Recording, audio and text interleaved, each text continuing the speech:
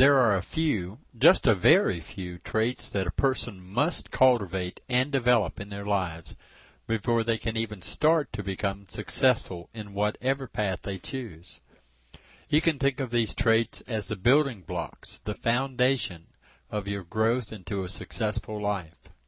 You can build a life without them, but like building a house without a strong foundation, it'll be put at risk with the first heavy wind or rainstorm. And believe me, you will have a few of those in your life, for sure. A very successful businessman and public speaker originally wrote this book in the late 1800s. The author knows what he's talking about. The text was thoroughly edited and updated to make the language more readable and more current. However, the concepts and laws that are discussed in the book are ageless. These are traits that are a must for any person who is looking for long-term success in their life, no matter what their goals may be. Read them carefully and thoughtfully. They will make a huge difference in your life. The power of concentration. Throughout the ages, great people have invariably had great concentration.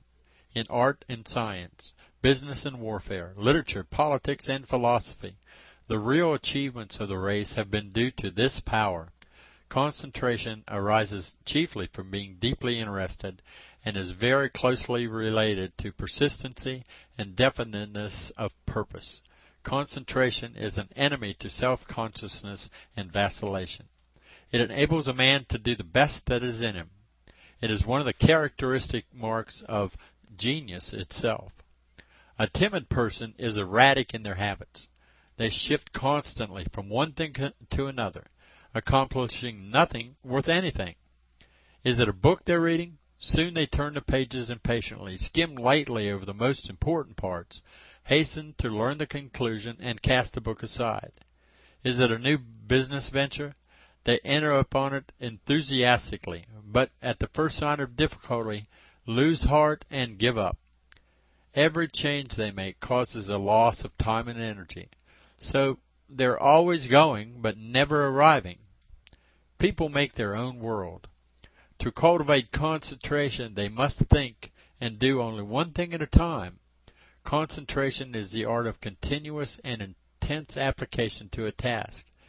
It's not an abstraction, therefore it cannot be offered as an excuse for carelessness. Here's an example. A young man who worked in a bank was assigned to collect a note for $75,000. He received that customer's check for the amount, had it certified, and returned to the bank. Upon arriving at the bank, he immediately engaged a fellow worker in conversation and then was suddenly sent out again for another errand. He lured it around on the way, and when he returned, the bank had closed and everyone had gone home. That night, the young man told his father how he came to have the check still in his pocket. His father made him call the president of the bank at home, and early next morning the young man handed in the check. The president called him into his office and said, "We don't require your services any longer." Thoroughness is one of the marks of a self-confident person. They do everything they undertake just as well as they can. If it is a business matter to be discussed, they first inform themselves so completely that they are able to talk with accuracy and intelligence. If it's a public speech to be delivered, they don't wait until the day before and then put together a few hastily considered thoughts, but all is carefully and thoroughly prepared long in advance. Such a person speaks little of what they are going to do, but first does it and then lets their work speak for itself. Every person should get an idea of the values in their life. There can be no true success where time and talent are squandered. Every moment lost, said Napoleon, himself a wonderful example of a concentration, gives an opportunity for misfortune. The building of a self-confident person requires effort, self-sacrifice, and singleness of purpose. It is not a quantity, but a quality of work that differentiates one man from another. One thing, well and thoroughly done, is better than any amount of careless work.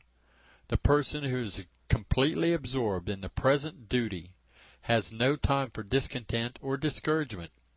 Time does not hang heavily on their hands, for the clock is not their master. No one can become deeply interested in work that is distasteful to them. Thousands of people struggle upstream all their lives because they are in a job that doesn't fit them. An anonymous writer said, "It's a sad parody on life to see a man earning his living by a vocation which has never received his approval. It's pitiful to see a youth with the power of an image and destiny stamped upon him, trying to support himself in a mean, contemptible occupation which dwarfs his nature and makes him despise himself, an occupation which is constantly condemning him, ostracizing him from all that is best and truest in life. Dig ditches, shovel coal, carry a rod, do anything rather than sacrifice your self-respect.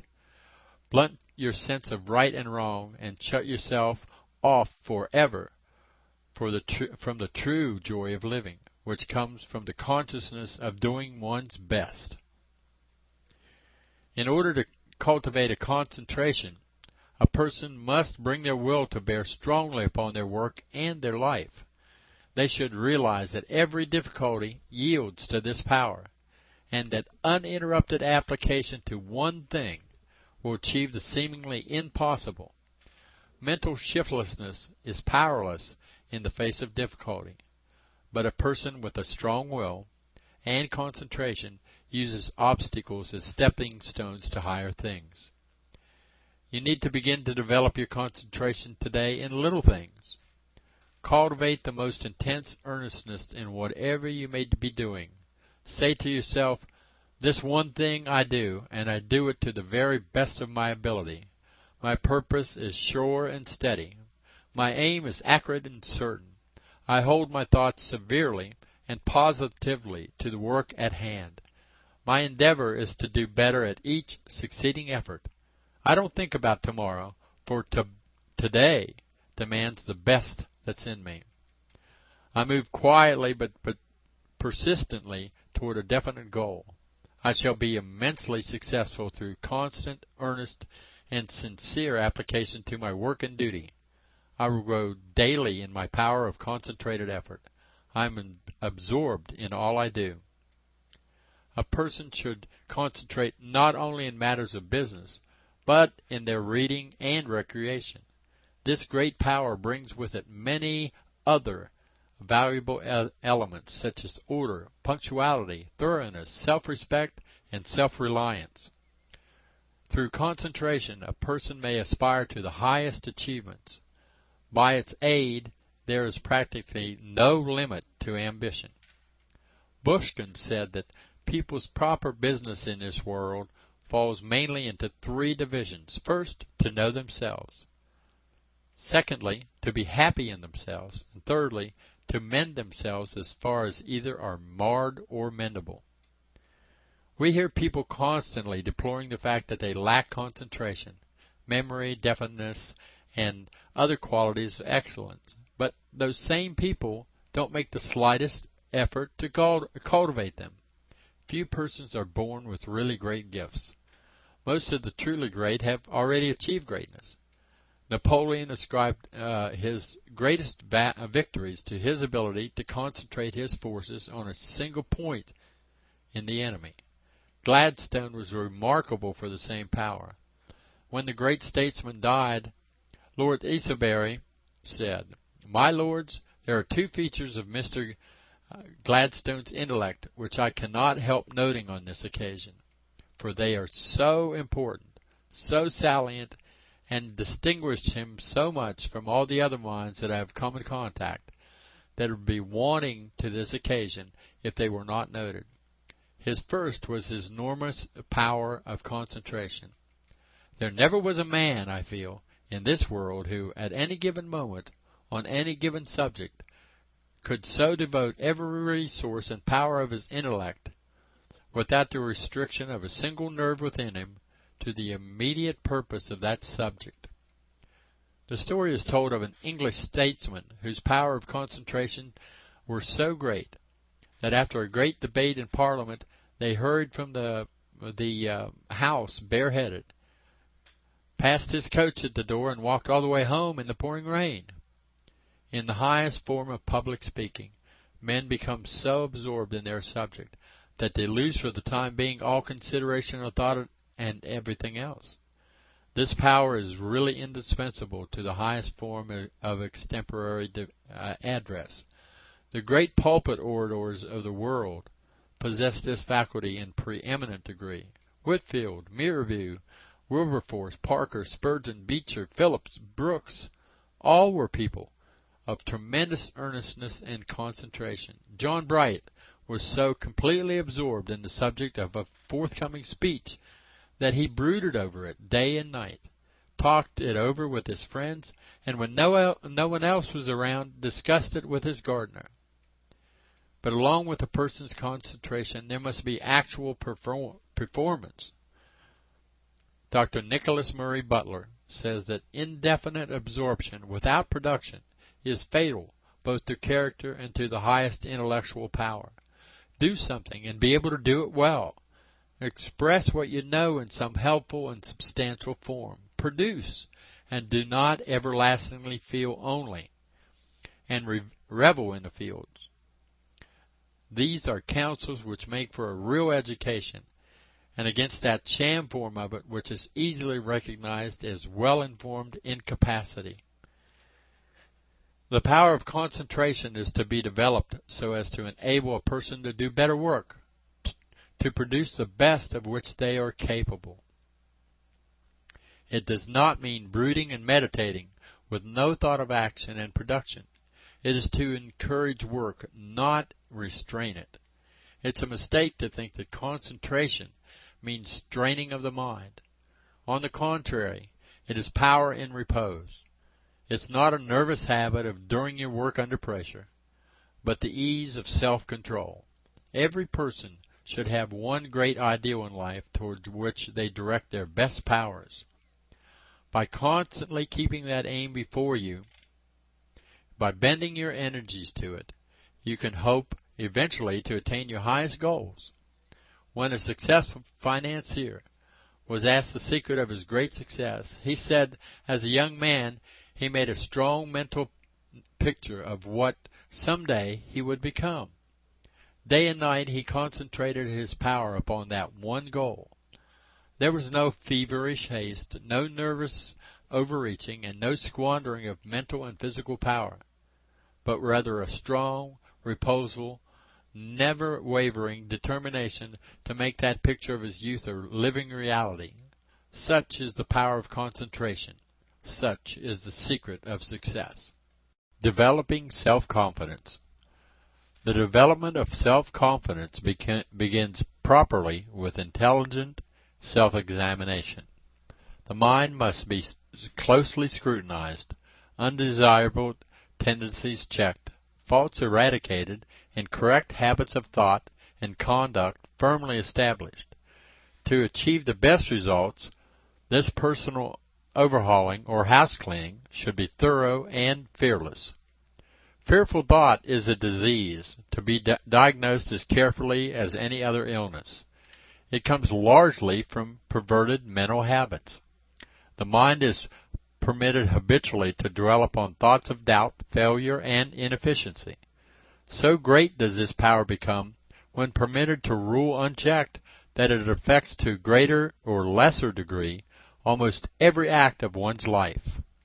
The extremes to which a fearful person will sometimes go are as amusing as they are absurd. People fear poverty, darkness, ridicule, microbes, insomnia, dogs, lightning, burglars, cold, solitude, marriage, Friday, lawyers, death, 13 accidents, and ghosts. The catalog of dreaded possibilities might include black cats, mice, ill luck, criticism, travel, disease, evil eyes, dreams, and old age. It's true, there is a legitimate and honest fear, like that of the young soldier who, upon being asked after his first battle how he felt, replied, "I was afraid I would be afraid, but I wasn't afraid." It's right and proper that one should fear to do a mean or cowardly thing, to injure another, or to commit any kind of wrong. This fear, however, instead of weakening personal character, imparts to it new and a manly force. To walk straight up to the thing feared will often strip it of its terror. In one of the old fables we read that when a man first beheld the camel, its huge size caused him to flee in dreadful fear, but later, observing the animal's seeming gentleness, he approached him less timidly, and then, seeing the almost spiritless nature of the beast, he boldly put a bridle in his mouth and set a child to drive him. We can, in like manner, conquer fearful thoughts of the human mind. Fear has well been called our most ancient enemy. Primitive humanity was unprotected against more powerful animals, and in those early days they had good reason to be fearful, but it is difficult to justify the widespread fear that exists today. Thousands of people can truthfully say, "I have all my life feared things that never happened." The danger of this fearful attitude is that it frequently attacks and attracts that which is dreaded most, and the words of Job are literally fulfilled. "For the thing which I greatly feared is come upon me, and that which I was afraid of is come unto me." We are told that one of the bravest of African chiefs was driven into a cold sweat of agonizing fear merely by the constant ticking of a watch. If worry is due to lack of self-reliance, fear is an acknowledgment of inferiority. It does not stand still, and unless throttled, will gradually overwhelm its victim, making him at last like one that on a lonesome road doth walk in fear and dread, and having once turned round walks on, and turns no more his head, because he knows a frightful fiend doth close behind him tread. Timidity is quickly recognized by the world, and not only argues an ignoble mind, as Virgil says, but actually invites pursuit and imposition. John Foster observed in his splendid essay on decision of character, "Weakness in every form tempts arrogance, and a man may be allowed to wish for a kind of character with which stupidity and impertinence may not make so free. When a firm and decisive spirit is recognized, it's curious to see how the space clears around a man, and leaves him room and freedom.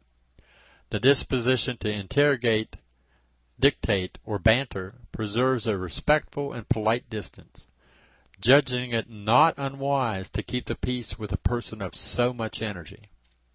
It's surprising how confidence breeds confidence. Courage in danger is sometimes half the battle, while self-reliance can often safeguard a person's interest and give him an abiding sense of security. It makes him feel equal to almost any undertaking, however difficult, leading him to think with Dryden, "They can conquer who believe they can." The building of self-confidence is not difficult, but it does require patience and intelligent effort. There should be no straining, no anxiety, and no haste. The story of the man who tried to jump over a hill should be kept in mind. He went a long way back from the hill, and then ran so hard toward the hill that when he got there, he was obliged to lay down and rest. Then he got up and walked over the hill. Many men are always preparing, but never achieving. It's said that with regard to any final or definite end, most people live without purpose, and without any fixed star to guide them. So, as a writer has expressed it, "To him that knoweth not the port to which he is bound, no wind can be favorable, neither can he who is not yet determined at what mark he is to shoot, direct his arrow correctly." Indecision is a frequent cause of fear. People hesitate to take a step one way or the other for fear that they might do the wrong thing, and this spirit of irresolution and hesitation often leads them into the very mistakes they would avoid. It's like a man on a bicycle trying to steer clear of an obstruction on the road, but all the while keeping his eye fastened upon it, so that collision is inevitable. There's nothing more disastrous to success than lack of purpose. He who hesitates is lost, while he grows great who puts on the dauntless spirit of resolution. The world generally accepts a man at his own value. If you give an impression that you are afraid, you'll be elbowed aside and imposed upon at every turn. Let me illustrate. The other day I saw a dog leisurely pass a cat on the street, and to all appearances there was no ill feelings on either side. The cat looked him straight in the eye as they approached, and the dog returned her confident glance and quickly passed on. Then the cat, seeing a good chance to escape, bolted across the street. But the instant the dog saw her running, he turned and followed in hot haste. It was cat and dog for some yards, when suddenly the cat stopped, humped her back, and looked defiantly at her adversary. The dog stopped, caught his breath, blinked uncertainly, turned up his nose, and walked off. As long as the cat showed fear and ran, the dog chased her, but the moment she took her stand, he respected her. When a person stands up boldly and self-confidently for their rights, fear slinks tremblingly into the shadows. If you want to learn how to be self-confident, resolve to follow it to completion with bulldog tenacity. Realize that no weak-hearted, intermittent efforts will achieve your desired purpose. Hold in your mind the supreme assurance that you can and will achieve this indispensable power, and your reward for your energy and perseverance will be great. Overcoming self-consciousness. Daily speech offers one of the vast opportunities for eliminating self-consciousness. The student should aim here to develop a definite idea, sincerity of expression, and concentration of mind. Nothing leads so quickly to hesitation and embarrassment in a speaker as mental uncertainty.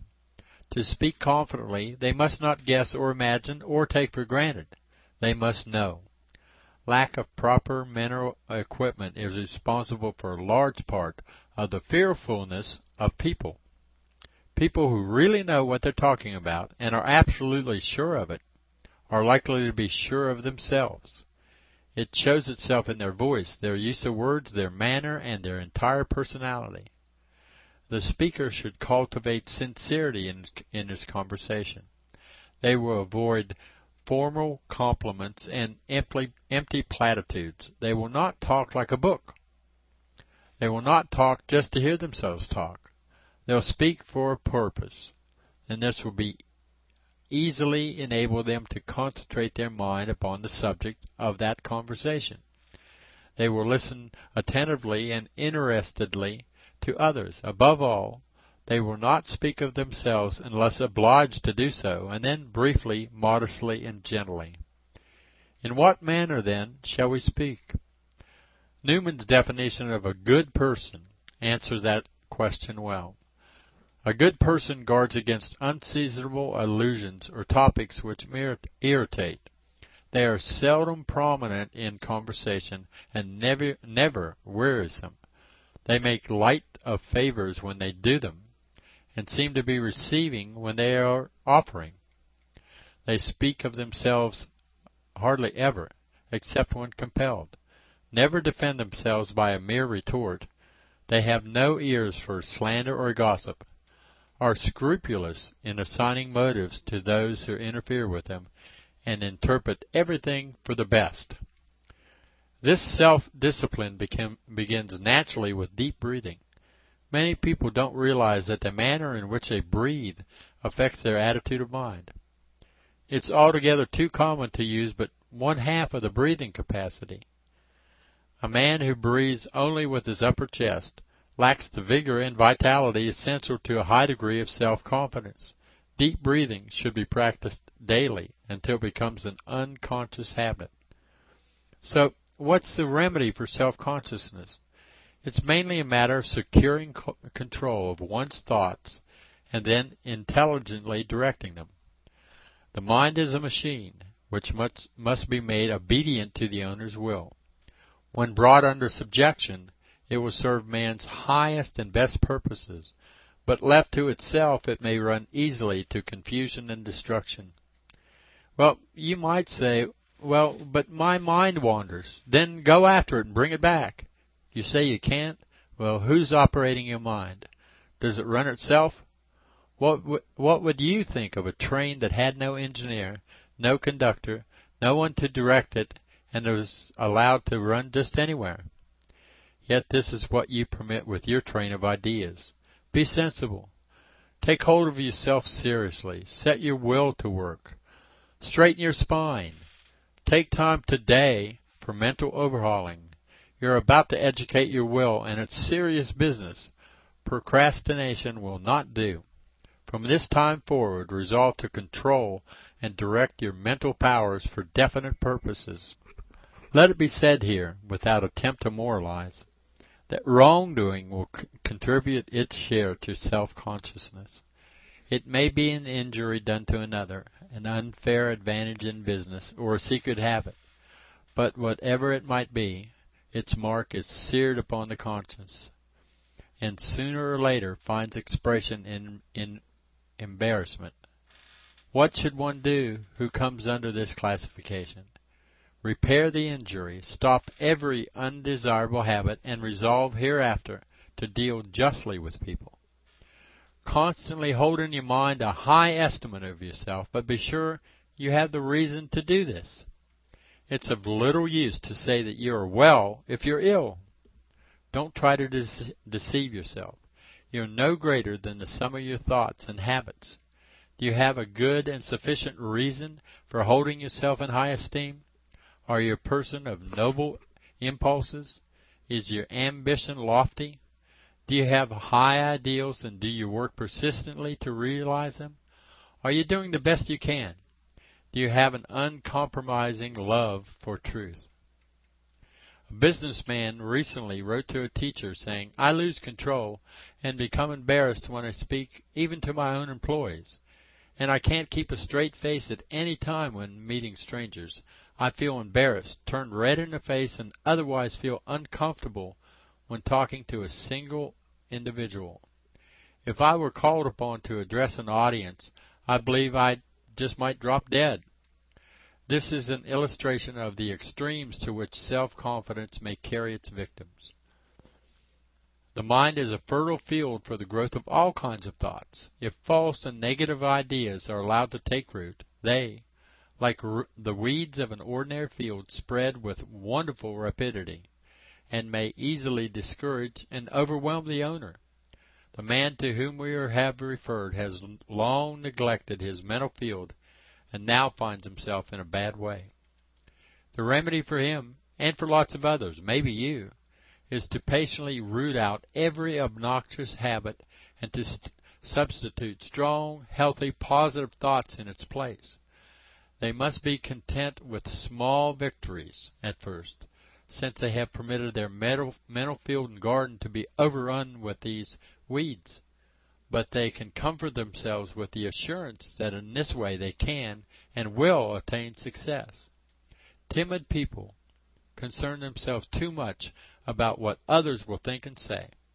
They are constantly studying the impression they are making upon people who probably are not even thinking about them. Their supersensitiveness causes them to imagine being criticized, slighted, or unfairly condemned by those who all the while are absorbed in their own affairs. A man may be on the road to success when a single act of timidity may ruin all his chances. People lose confidence in him if he lacks faith in himself. Courage is admired. Fear never is. Courage is dignified. Fear is repulsive. The man of courage is welcomed everywhere, while fear invites itself to a seat clear in the back. The following incident actually occurred in a second-hand bookshop. The salesman had been talking for some time to a customer, when another man who had selected a book for himself mustered up enough courage to say, "Well, don't let me interrupt you, sir. If you are busy with that gentleman, I wanted to get this book, but I can just as well call in on my way back. I would have to trouble you anyway to change a $5 bill, or perhaps you don't have the change, so I'll come back in a little while. Don't trouble, sir, and then I'll have the right change with me. This sounds exaggerated, but it can be vouched for. What chance, do you think, does that man have for advancement or distinction in the world? He is doomed for failure unless he changes his entire mental attitude. Every person should learn to stand firmly upon his own feet. As themselves, they may become great. As an imitator, they will amount to little. Intellectual intrepidity, says Samuel Smiles, is one of the vital conditions of independence and self-reliance in character. A man must have the courage to be himself, and not the shadow or the echo of another. He must exercise his own powers, think his own thoughts, and speak his own sentiments. He must elaborate his opinions and form his own convictions. It's been said that they who dare not form an opinion must be a coward. They who will not must be an idler. They who cannot must be a fool. The timid man should take inspiration from the experience of many of the world's greatest orators and actors. For the most part, they are at first very self-conscious men. And there's a whole list of men that the book goes into here. But this sensitivity, when at last controlled and intelligently directed, enabled all of these people to reach a foremost place among distinguished men. It is said that Rufus Choate, the great lawyer, before an important address to a jury, looked as nervous and wretched as a criminal about to be hanged. Probably every public speaker who has amounted to anything could testify to this initial feeling of nervousness or anxiety. But the cure lies in becoming so self-absorbed in one subject, or the welfare of others, as to forget yourself. Self-consciousness may arise from self-conceit. The victim says to himself, what impression am I making? Do I look okay? What are they thinking and saying about me? On the other hand, it may be due to extreme humility. When a man says inwardly in his mind, I'm not equal to this. I lack so many things. If only I had been born right. My father was bashful before me. I fail.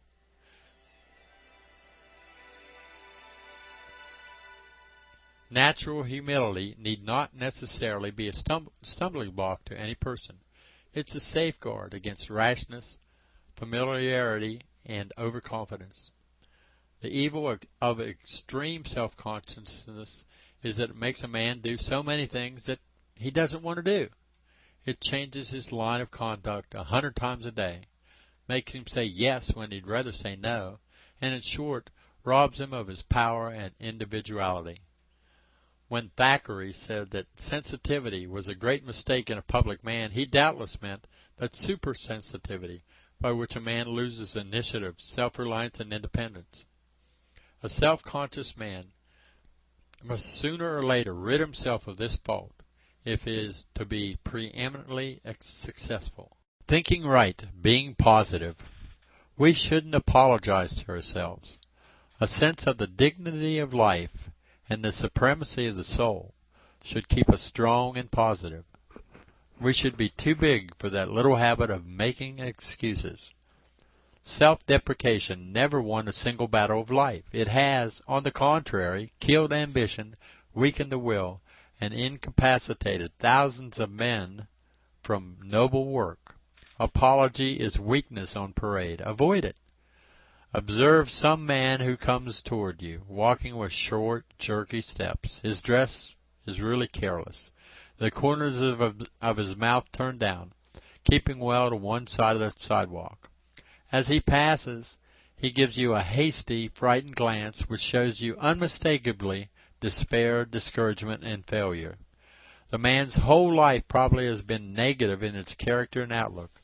The daily and perhaps hourly streams of false suggestions poured into his mind have at last overwhelmed him, and his life closes in an eclipse. Many people who are tormented by fear and are timid do not realize what a flood of negative thoughts daily affect them. They hem themselves in with suggestions of limitations, incapacity, and unworthiness. They constantly think not of how they will succeed, but how they'll surely fail.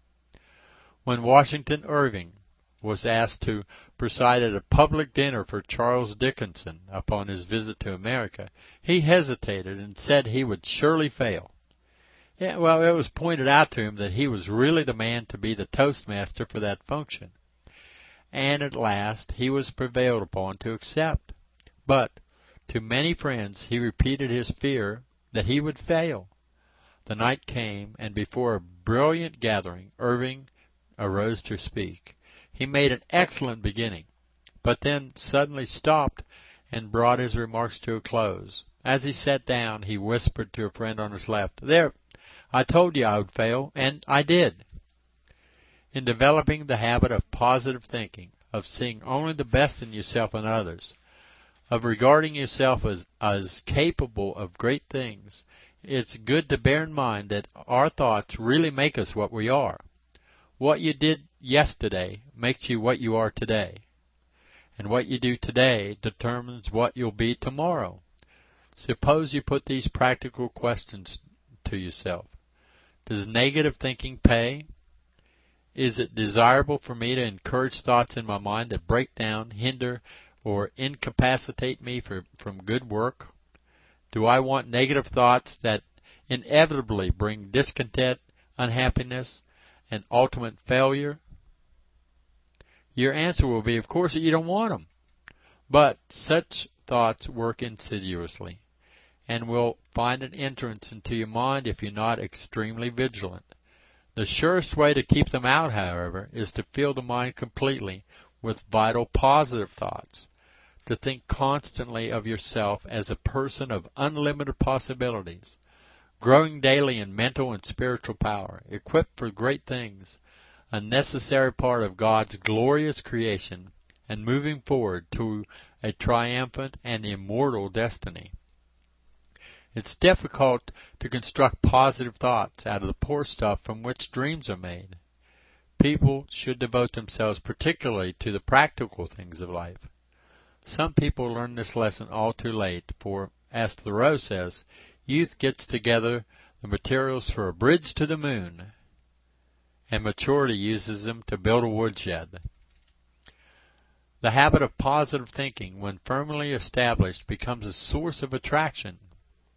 Good thoughts soon become great thoughts, and the mature mind attempts even the impossible. The power of a single thought at the beginning of a day cannot be overestimated. It can change despondency into hope, and fear into courage. It can nerve the arm for great and noble deeds. It can strengthen a weak and timid character into a whole person. It's possible for it to set in motion an influence that will reach the ends of the world. The importance of positive thinking is its effect upon doing right for your life. How many disastrous mistakes are made for lack of proper thought? How many of life's failures are due to a careless and unwise selection of a business or a profession? It was Sidney Smith who said, "If we represent the occupations of life by holes in a table, some round, some square, some oblong, and persons by bits of wood of like shape, we shall generally find that the triangular person has gotten into the square hole, the oblong person into the triangular hole, where the square person has squeezed himself into the round hole." But meditation, too, is an essential part of positive thinking. A writer said that there was not much real honest thinking done in the world, but I'm not so inclined to agree with him. Much of the thinking is honest enough, but it's badly organized and even more badly applied.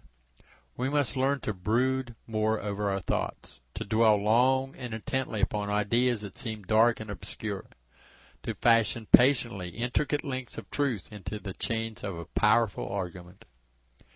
In his pursuit of positive thinking, the student should learn the art of definition. Thoughts fully matured in the mind are seen to be there in so many words.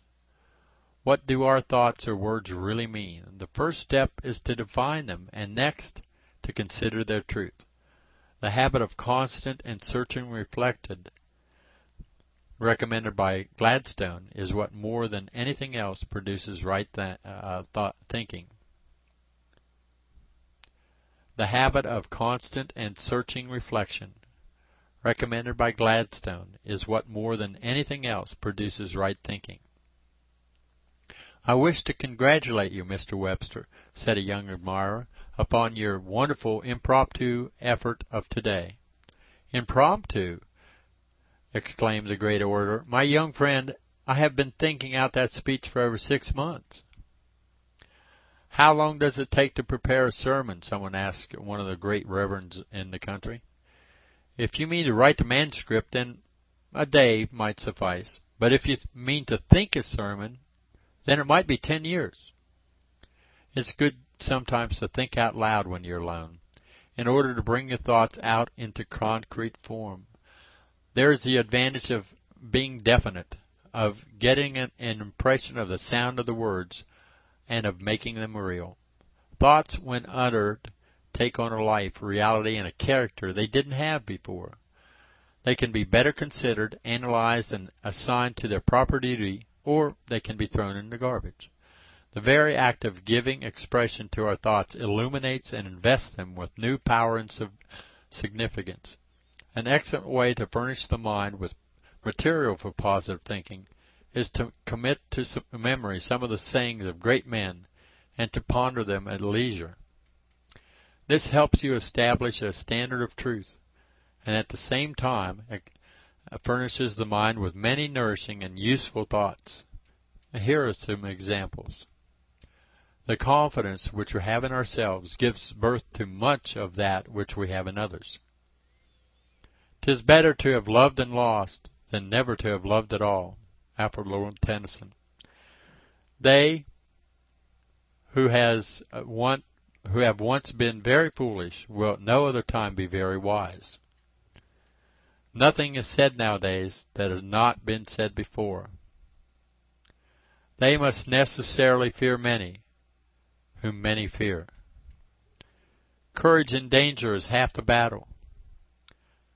"The multitude is always in the wrong." "Thought once awakened does not again slumber." "Second thoughts," they say, "are best." "There is a tide in the affairs of men, which taken at the flood leads on to fortune. Omitted, all the voyages of their life are bound in shallows and miseries." We should not let others do our thinking for us. Our individuality is too precious to be so sacrificed. Too many persons are like the chief of the South Sea Islands described by Sir John Lubbock. Wishing to question him, Sir John first bountifully fed him, whereupon he fell into slumber. When awakened, he simply said, "Ideas make me sleepy." There are men who dislike thinking for themselves. It's just too much work. It makes them drowsy, and after all, what's the use of it? Some men lack the true spirit of independence and courage. They're not in line, let it be said with pity, for great work, leadership, and noble success. Positive thinking gives tone and vigor to a physical man, purifies and enlarges his mental world, and leads him into spiritual realization. While our thoughts are building body and character, they are also forming human destiny. What a man thinks in his spirit in the world, that he does after his departure from the world when he becomes a spirit. To think that our thoughts compromise the city of man's soul should awaken us with a determination not to waste this precious substance in reckless. A person who thinks positively has reason to feel proud of themselves, and they walk with a magic in their eye. There is no weakness, no timidness, no hesitation, since to them right is might. They have learned to make their thoughts selective. They make good, and they take the good and reject the bad.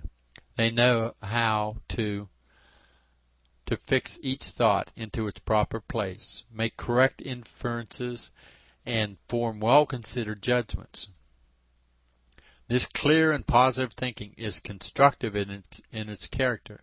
It builds new power and discloses ever-widening fields of usefulness. Wrong or negative thinking is destructive. It produces nothing but paralysis, fear, hopelessness, and heart-rending failure. Positive thinking means cheerful thinking.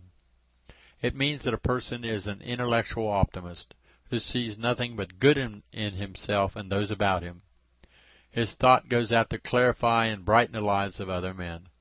Let Robert Louis Stevenson inspire discouraged men to similar heroism, propped up in bed for weeks at a time and racked by pain.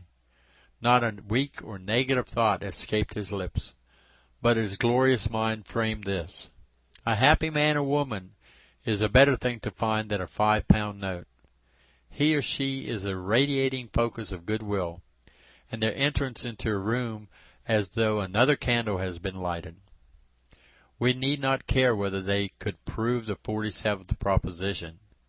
They do a better thing than that. They practically demonstrate the great theorem of the inevitability of life. When a difficult question came to Webster, he would say, "Let me sleep on it." He must give his thought time to mature. Being deliberate and being patient in meditation played a prominent part in the building of his mind. How would a man exclude negative thoughts from his life? Certainly by not affirming such sentences as, "I have no fear," "I am not weak," "I do not lack ability," "I am not a failure." Remembering that only positive thoughts are constructive, they will avoid even the use of negative symbols as weak, fear, lack, failure. That person will say rather, "I am self-confident, I am strong, I am able, I am a success." These affirmations will be made both silently and out loud, always with deep conviction and earnestness. Let the student remember, however, that these affirmations must be confirmed by actual performance. A man could sit in his office chair and continually affirm that he was a success, and nothing but success, until he fell over from heart failure. When you say, "I'm courageous," you must demonstrate it in your daily life. You may say, "I am hopeful, powerful, buoyant, cheerful," but if you then proceed to sit down in a corner by yourself and moan about your fate, you're simply deluding yourself. It's not sufficient that you believe what you perform. You must be it, live it, and act it. Every person who aspires to positive thinking should shut the door in his mind against fear thought and negative thoughts, as they would against their most bitter enemy. Negative thought works in its way cunningly, by plausible excuse and subterfuge, until it holds a person in its death-like grip. It subdues, discourages, weakens, intimidated, and at last brands its victim a failure and an outcast. To harbor it in one's mind is to entertain an enemy. Positive thinking means that which constructs, strengthens, and ennobles. It means better manhood, the courage to do and to dare, and the heroism of mighty effort. It knows no limitation, but reaches out daily for new conquests. It is a power unto itself, growing through its own use. Our habits of thought must be governed by fixed principles. One clear-cut, positive suggestion, made in good time, may frighten off 1,000 petty negative thoughts. The thing we repeat frequently enough in our mind comes to acquire undisputed authority. We should not seek to perform one great act of courage, but courageously perform all acts, however small, of our daily life. Pascal says, "Positive thoughts come from faith, negative thoughts from doubt. The right fear, joined to hope, because it is born of faith and the hope in God in whom we believe. The wrong joined to despair, because we fear the God in whom we have faith. Some fear to lose him, others fear to find him." Let us persist in our aim to think positively and do right, knowing that the true courage consists in long, persevering patience. Let us know earnestly direct our thought toward the lofty and sublime. Above all, let us seek the best sources of inspiration, that the great thoughts of other men may become our thoughts, and that we may rise into the fullness of our rich inheritance. Developing imagination and initiative. Every great work in the world first has its place in the human imagination. If a man is about to build a bench, he first pictures in his own mind the kind of bench it should be. Just like the painter, the architect, the contractor, or the manufacturer traces in his imagination an image of that which they would produce. The imagination, then, is a gallery in which we hang pictures, both of what we have done and what we intend to do. We may not always turn these pictures into reality at once, but they are there to interest and encourage us, and to come to our aid when needed. Upon one occasion, Webster used, in one of his speeches, an illustration that he had carried in his imagination for 15 years. Beecher, who was endowed with an unusually vivid imagination, placed his faculty first in importance in the making of a good preacher. They affirmed that a man with a trained imagination could not possibly wear out or become uninteresting to his congregation, and asked pertinently, "Did you ever hear anybody say that spring has been worn out? It's been coming for thousands of years, and it's just as sweet, just as welcome, and just as new as if the birds sang for the first time. And so it will be for 1,000 years to come." If it's important that a man have a clear and accurate image of what his material product is to be, how much more important is it that they have a picture of the character and life that the person is building? It's been well said that no man ever made his mark in the world who did not have a master passion for something. When a boy is scribbling a picture on paper, and an answer to your question tells you he doesn't know what it's going to be, you can feel sure it's not going to amount to much. When you ask a youth what line of work he intends to follow, and he replies that he has not yet made up his mind, you need to fear for his success.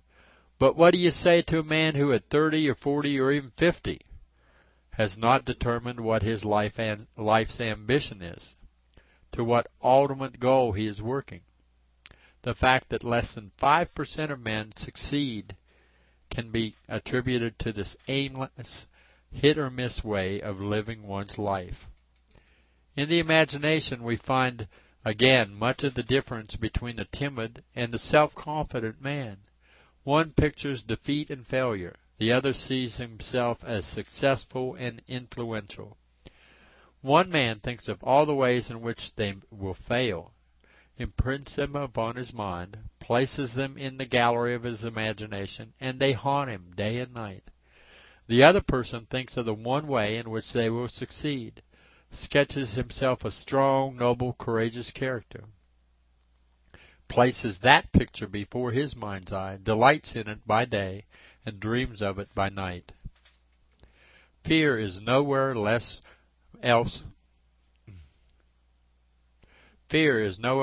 more destructive than in the imagination.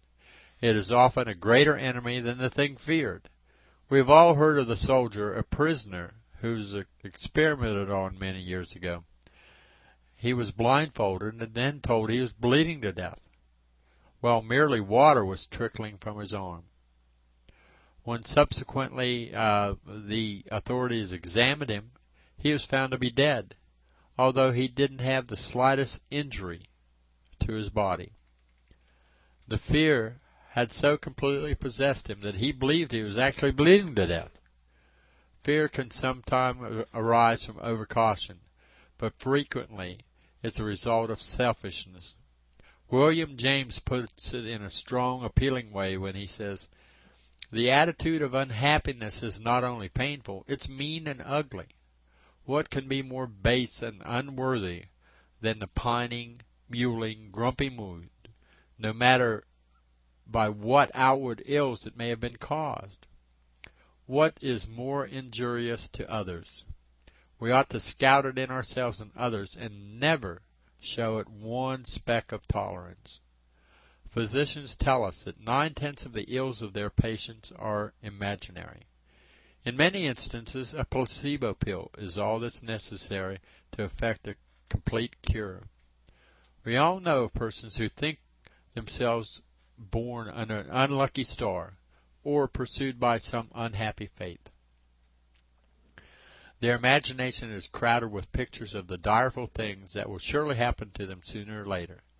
They reproach themselves for physical weakness, lack of memory, want of ambition, fear of failure, inability to attract friends, or any other shortcoming. Instead of resolutely setting out to develop themselves, they exhaust their remaining powers in useless regrets. They're like the people described in medical literature, utterly unable to initiate a single thing on their own behalf. A negative man, that medical literature says, too suddenly ejected from his long accustomed groove, where, like a toad embedded in the rock, he has made his niche exactly fitting to his own shape. He presents a wretched picture of helplessness. His friends suggest this and that independent endeavor. He shakes his head and says he can't. It won't do. What he wants is a place where he's not obliged to depend upon himself, where he has to do a fixed amount of work for a fixed amount of salary, and where his spineless attitude may find a ready mold for his form, into which it may run without the necessity of forging shapes for itself. Many a man of respectable and intellectual power has gone down to ruin and died miserably because of his negativity, which made it impossible for him to break new ground or to work at anything whatsoever with the stimulus of hope only. He must be bolstered up by certainty, supported by the walls of his groove, or else he can do nothing. And if he can't get into his friendly groove, he lets himself drift into destruction. Negative people can never be depended on. Their very central quality is fluidity, which is a bad thing to rest on. Many people realize how important a part imagination plays in the everyday matters of life. A businessman endeavors to give a prospective customer a mental picture of his products or of what they can do for him. The physician holds before his patient an image of what they will be and can do when he gets them well. The politician describes the condition of things as they would be if he was elected. The public speaker illuminates and illustrates his subject chiefly by means of the imagination. So in every human activity, the order is first the mental picture, then the act. Only second in importance to the image-making faculty is that of initiative, or the power of originality. Many business and professional men acknowledge that, had they known what difficulties awaited them, they could not have gone forward so hopefully. But they just couldn't bring themselves to turn back once they had put their hand to the plow. The story of almost every successful man would be a recital of uphill work at first, with many obstacles to be met and overcome, disappointments to be bravely borne, new resolutions of determination made at the beginning of each day. There are 1,000 imitators for every one person who can originate. A man who is constantly watching to see what others are doing in order to steal their thunder is not true to himself, nor developing his best faculties. Nothing could be more humbling to a person than the inner realization that they are a mere copycat, a make-believe. We should avail ourselves, it is true, of the experience and ideas of others, and frankly acknowledge our indebtedness to them. But we can't rightly call this material our own until we have put it through our mental process and stepped into with our individuality. Let a man take to heart these inspiring words of Ralph Waldo Emerson. Insist on yourself. Never, never, never, never imitate. Your own gift you can present every moment with the cumulative force of a whole life's cultivation, but of the adapted talent of another, you can only have extemporaneous half-possession. That which each can do best, none but the Maker can teach him. No one yet knows what it is, nor can, till the person has exhibited. Where is the master who could have taught Shakespeare? Where is the master who could have instructed Franklin or Washington or Bacon or Newton? Every great man is unique. Scipio is precisely that part they could not borrow. Another Shakespeare will never be made by the study of Shakespeare. Do that which is assigned to you, and you can't hope too much or dare too much. There is at this moment for you an utterance brave and grand as that of the Colossus, or the trial of the Egyptians, or the pen of Moses or Dante, but different from all these. Not possibly will the soul, all rich, all elegant, with a thousand cloven tongue, deign to repeat itself. But if you can hear what these patriarchs say, surely you can reply to them in the same pitch of voice, for the ear and the tongue are two organs of one nature. Abide in the simple and noble regions of thy life. Obey thy heart, thou shalt reproduce the foreword again. When Shakespeare says, to thy own self be true, he indicates the way to originality. Let a person first place in the gallery of his imagination only such images as he would care to see materialized in his own life. Then let him go bravely forth, resolved to make these a living reality, and by full use of originality, initiative, and courage, win an enduring place among successful men. Summary. As we said at the beginning of this book, when you're trying to build a mansion, it just makes sense for you to start with a strong foundation.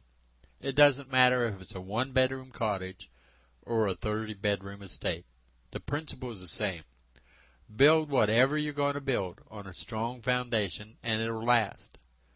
Build it on shifting sand, and it will collapse around your ears. The 5 traits that we discussed are integral parts of that strong foundation. The secret here is not just to read this book. The secret is to apply on a daily basis what you've learned from this book. Chances are, if you took a close, hard look at yourself, you'll see yourself in one of these chapters. Take that to heart and fix it. This book tells you how. Don't be just a reader. Be a doer. Go out and make these positive traits a part of your everyday life. The fact that you bought this book is a great start. It shows that you want to fix your life. This book has given you the tools to start doing that. All you need to do is read it, absorb it, and then apply it. We wish you the best in your pursuit of whatever success you desire.